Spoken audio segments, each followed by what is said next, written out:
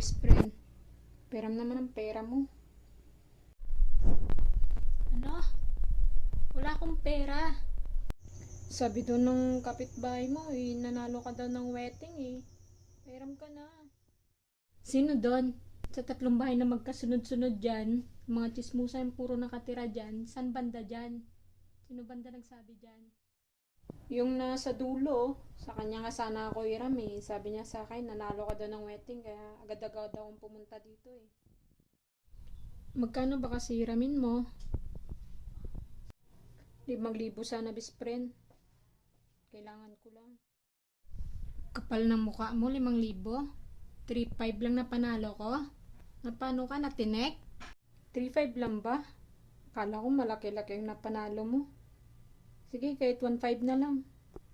Kapal naman ang mukha mo, nagtira ka pa sa akin ng 1,000. Ano kasing gagawin mo sa 1,500? Pambibili ko lang sana ng pills. Naubusan na kasi ako ng stock eh. Pati pambili ng pills mo, problema ko pa. Pwede ka kaya humingi sa center, ambisyosa ka. Ha?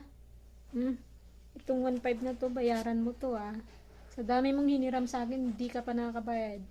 Kapal ng mukha mo, mabayaran. Kahit ito lang sana mabayaran mo. Uy, salamat best friend ha. Papairam ka na nga lang, dami mo pang sinabi. Kapal kasi ng mukha mong demonyo ka.